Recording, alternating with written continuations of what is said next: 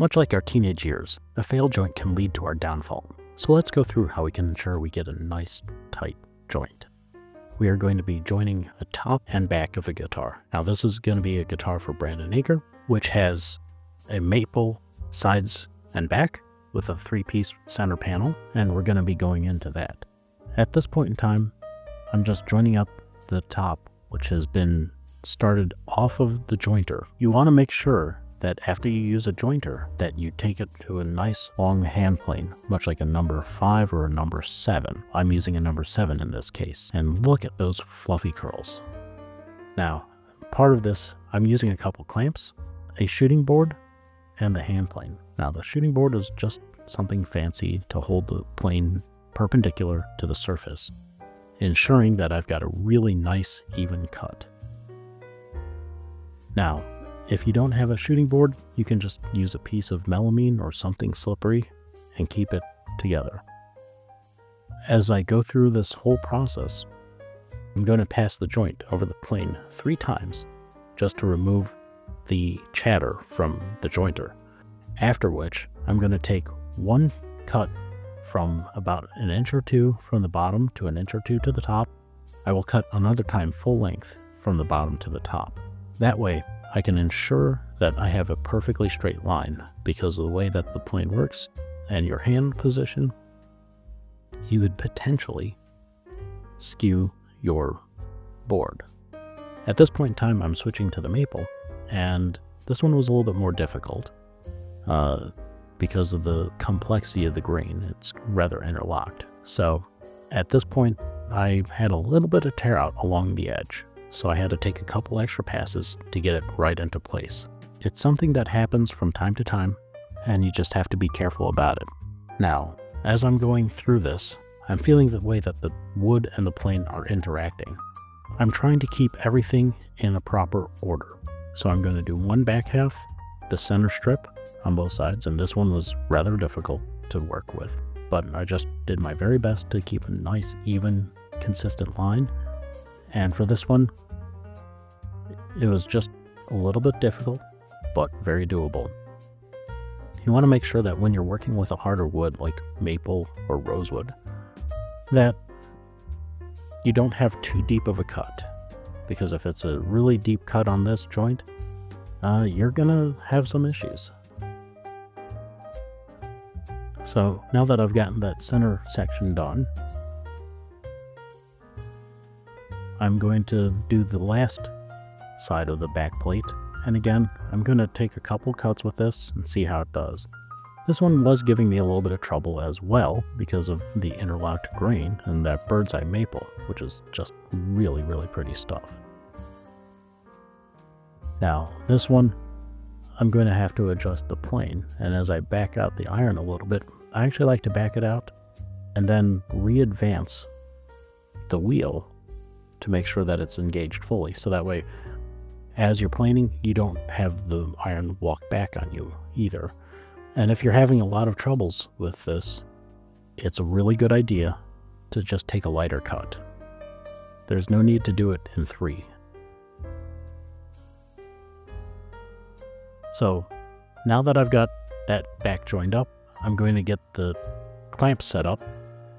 I've got a clear area on my bench, which is a miracle upon miracles. A little bit of newspaper to catch all the drips.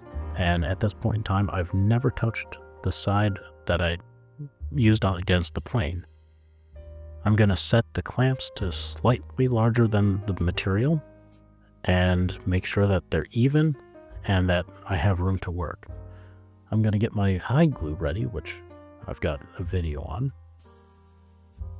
And what I'm going to do is flip those together, make sure that everything is lined up and even. I'm going to double check to make sure that it's the way I want it on both sides. Very carefully bring it together and then hold it over the glue pot. And this is kind of important because this can be a really, really messy operation. And what I'll do is I'll take the glue brush with a healthy amount of glue and start pulling from the bottom, allowing all the excess to drip back down into the glue pot. This way, as everything drips into the glue pot, I'm not making a mess, despite what my glue pot looks like. But I suppose I'm allowed to drip every so occasionally.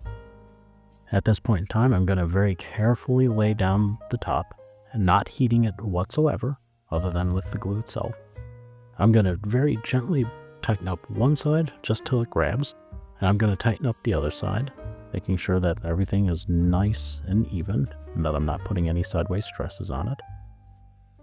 And then afterwards, I'm going to put a clamp across the top to make sure that everything is well lined up.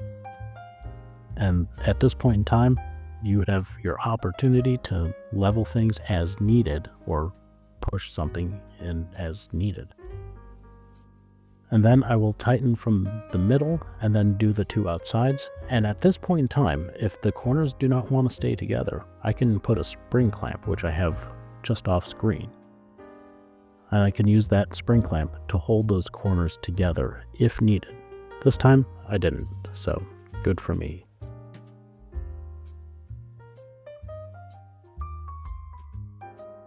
Now, for the back, that's a really difficult one because it's a 3-piece and I've got these 2 center strips, and I like to work with these rather large.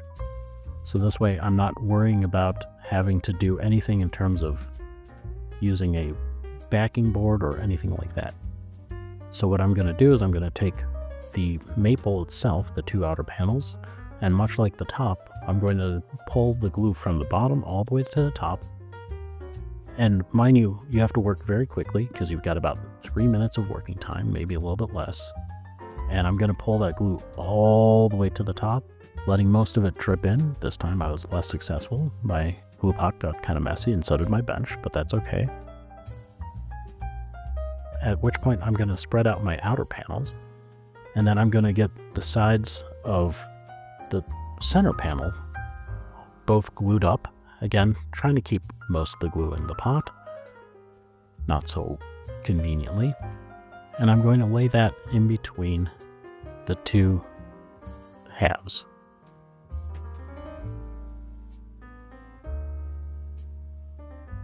The 3-piece back is a lot more difficult because there's a lot more going on here, so this is a bit of a complex glue up. Now that I've got the piece laid down, I'm going to take my inlay strips and very carefully make sure that everything is lined up. I've got a couple witness lines going across to make sure I've got things where I want them to be. I'm going to put everything into place, making sure that the ends line up. And yes, these are a little bit on the tall side, but I'd rather have it be of a comically oversized length and height rather than have it come up short. And at this point in time, I'm starting to look at the sides, both sides and the middle, to make sure that all the pieces are staying where I want them, and that way I don't have anything popping up because that's a high risk portion of this build. At this point in time, I'm feeling underneath to make sure that everything is lined up, to make sure that everything is down. And I'm going to use this big heavy clamp to make sure that it's pushed into place. And by pushed, I don't mean, brutally forced, but, by the weight of the world pushing it into place, much like as the rest of our lives. And this is really difficult because sometimes these multi-panel backs really, really want to pop apart as you're putting the forces onto it. And if that's the case, sometimes just a little weight on one side or the other, and a little weight can mean an empty coffee cup, hopefully clean, on one side, or sometimes I'll use a little iron or a glass of water or something like that.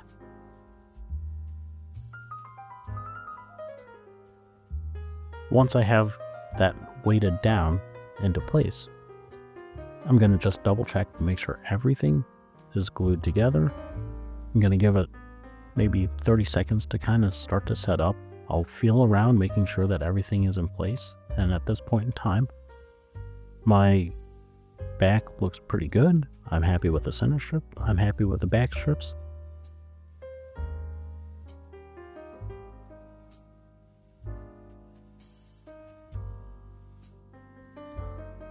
But you always want to double check, so I'm going to just take a little quick peek under the hood here to make sure that everything is right. It appears that I'm happy by the ecstatic look on my face. And I'm going to just say that my hands are sticky. So, please like, subscribe if you like this kind of thing. Check out this video over here. Thanks. See you next time.